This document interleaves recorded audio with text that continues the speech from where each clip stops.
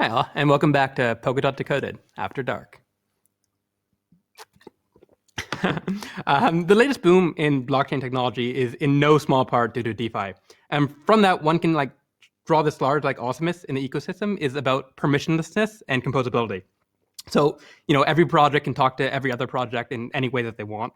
And so one large concern with all of these new chains and all these new layers that are coming out is that we kind of lose and break that composability. I mean, not within the Polkadot ecosystem, obviously, specifically. You guys have been listening to a lot of talks on that. But with all these other chains and all these other bridges, that kind of gets pretty hard. So quite curious about Thurin's approach to this. And please welcome Maciej to talk about it. Please, take it away. Thank you so much, kindly, for your introduction, Jesse. Hello to everyone. It's been a great conference so far. It's my great pleasure to be here today. And yeah, exactly. Today I would like to talk about the project we built with Substrate. It's essentially a hosting platform for composable smart contracts, as we like to think of it, that is meant to create a secure multi-chain environment to compose the collaboration onto multi-chains. And that's the technical aspect behind it. There is also an ideological twist within the product itself. And it comes from the idea to remunerate developers for the original open source code that they produce. Because as we see it happening now, open source developers, they usually come to the projects, make the initial contribution, sometimes getting paid for it, sometimes not. But then they do not participate in the financial gains of the product that is being then able to monetize their code. So if those ideas sound interesting to you, but unfortunately you don't have time to follow and stick on this call until the end, you're very much welcome to follow our work on GitHub, on Twitter, and just follow our blog posts on the main website. So there is 3 key aspects to Thurin. There is a composability of smart contracts that we would like to introduce. There is a hosting, which is an on-chain repository where we would like to store those smart contracts. And then, as mentioned, store them also in a way to have the possibility to remunerate original authors that distributed their code. And there is also an inclusive interoperable aspect where we tailor the protocol to interconnect multiple consensus system and provide this one heterogeneous platform upon which they can all communicate. Composability in general is about connecting outputs and the business logic pieces all together within one distributed transaction. And it's demonstrated to be a very powerful design on the last years, utilizing DeFi blocks on Ethereum. And on the example we see here, there is a aggregated transaction that bundles together the composable DeFi blocks on Ethereum, where it's possible to, let's say, swap the coins first, then those swapped coins feed into a liquidity, get the stake tokens, and deposit those stake tokens in order to get some additional APY. It works very nicely on Ethereum, since Solidity comes by default with a composable aspect, meaning that in case, let's say in the second step, the execution will be broken. Let's say we run out of gas during the feeding liquidity into one of these smart contracts. The previous changes, so the swap in this example, will be automatically rolled back. And that's the behavior that is very much expected when it comes to composing solutions in general, not only on Ethereum. So what essentially we're doing with Thurin, we bring the example that we just saw on the previous slide, and we shifted from the single Ethereum ledger to the multi-chain ledger. And additionally to that, we are generalizing smart contracts and making the platform where messages can be exchanged and the input essentially can be provided to and between not only smart contracts, but also runtime modules like palettes on Substrate, or also oracleized public APIs, which also could be connected using Terran network and used and composed with the other smart contracts. Smart contracts would stay on an entity that we call hosting, and what it means is that the developers would be given a chance to simply write a single smart contract, and from that smart contract have an input and directly use multiple gateways into other consensus system that they would create, and they would use a single smart contract to do that. We think it's important not to reinvent the wheel and give developers opportunity to use the tools that they're familiar with and not introduce any particular new programming language to it. So we tailor our platform to be compatible with anything for now that compiles to WASM. But since the modules and plugging in additional palettes to the substrate is easy, it shouldn't become a problem for us to extend the solution into some more VMs. So after the contract has been deposited into the on-chain repository, every time when someone else would use that contract, if the original author specified an extra fee that they will be getting, this fee, hence we are in control of what's happening with blockchain, because Substrate allows you to create the blockchain chain from scratch and design the economics from the very early on. We're able to be mindful about every participant, including developers within the system. The example here illustrates connecting three native consensus systems. So we have an Oracle's price feed that would feed the price into a native runtime module that is positioned on Akala, and then output from that module would go into two consecutive steps that could be parallelized and submit as a batch to Ethereum. First of them will be calling a smart contract, and then the other one will be just simply transferring balance transfers.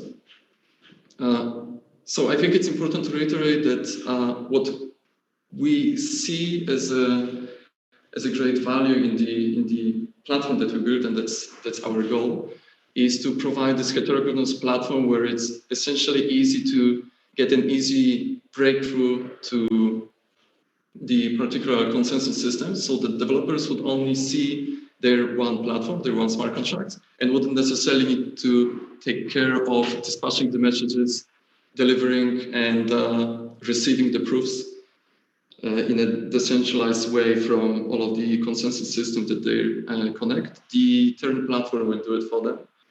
So to compose the execution with Terran, we also would like to propose an additional standard that we call an escrow execution. And how execution in the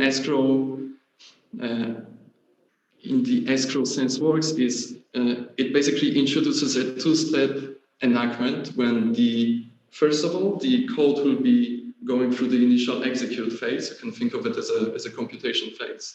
And then upon receiving the correct proofs after this execution, Circuit will decide whether to proceed with the commit or a revert phase. The circuit validators will take the responsibility for the time being for shifting and signing the transactions that will be then afterwards dispatched by relayers onto different consensus systems. And they are having a bonded stake, which essentially means that the overall execution is collateralized. And the simple formula that we introduce for execution is to have an insurance over each transaction that we'll be executing, which is 2 times of a transaction worth, where the worth is aggregated fees on all of the connected chains and aggregated values. Circuit is a blockchain. And Circuit is for us a technical realization of interoperability. So as a blockchain network, it's being created in Substrate, and it will become a parachain. And this is important from the security standpoint, because since we are facilitating a connection between multiple different chains, we also want to be considered as secure and not to be considered a weak link in that connection. What Circuit does from the functional standpoint is it literally dictates the execution protocol between all of the other connected members throughout this execution. And it's also keeps all of the data involved in the execution, including the on-chain contracts. On receiving end of that execution, we have gateways. And gateways is an abstraction of a standard for us of adapter for any consensus system that is able to follow for our protocol. And that is also tailored in our solution to be done in a pretty much flexible way. For now, we can think of three types of a gateway.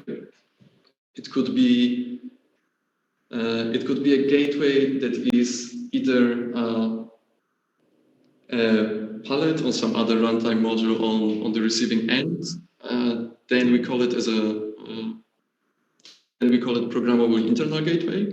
When it comes to the receiving end being a smart contract, we call it a programmable external. And we also, if we don't have any above, if we don't have access to any above of those two methods, like we will have to do, for example, in the case of connecting with Bitcoin, we will have to then fall back into delegating the trustlessness of the execution back to the original network of ours, to the Terra network. And the system is literally meant to be pretty much extensible, and it should be, you don't have to integrate implementing all of the protocol at once. And we are assuming that there will be a constant progression in adding the more parts and adding the more protocol that is being supported by the consensus mechanism that is being connected with a gateway.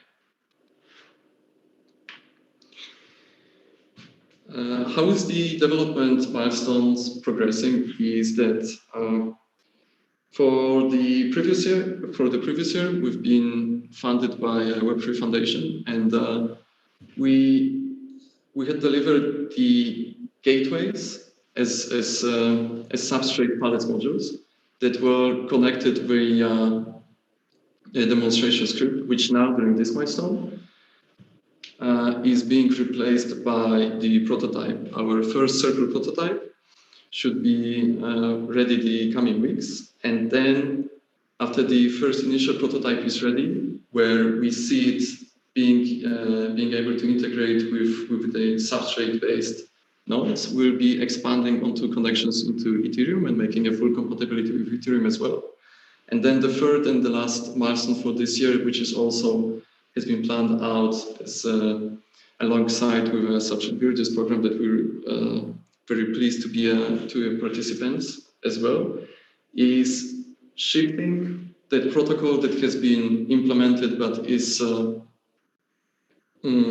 working on a proof of authority based, is to bring it into a full trustless proof of stake solution and open the system so that the any validators who would like to participate can join the system. The first milestone will be finalized for now. We think in June, and it comes with two main features. The first feature is an auto discovery of the new substrate chains, where just upon giving a single URL, the network will automatically fetch the metadata and be able to discover what exactly dispatches and RPC call are able to be reached on that specific network. And then the feature B is literally we are providing this first platform to start programming on top of the substrate-based chains, where you can reach those mentioned endpoints. We believe in the trust-free collaboration, And that's essentially why we're building the decentralized and community-driven protocol for smart contracts, where original developers could also share in the financial success of businesses, and they can grow together.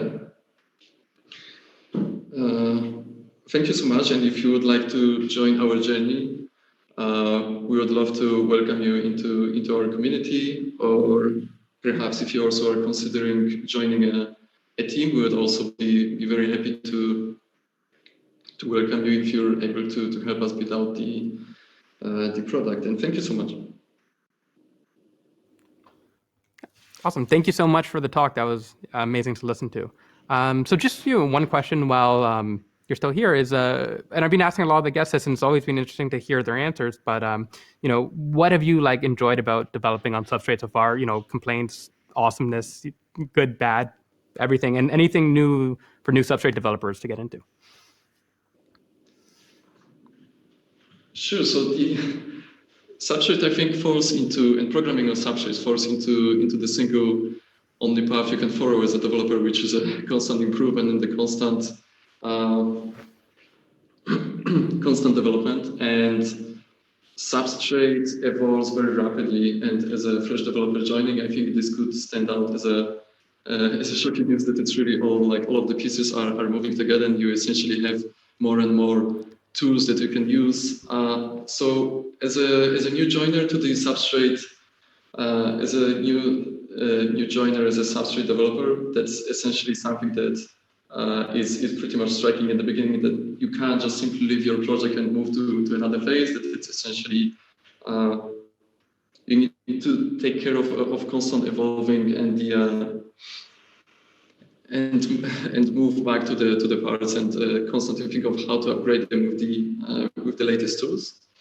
And it also comes with a great power, because there is just so many modules that you can plug in. It's actually been a pretty interesting time for me, being in the blockchain space and just listening to all of those ideas now being sort of implemented and they're ready to use as a Substrate module.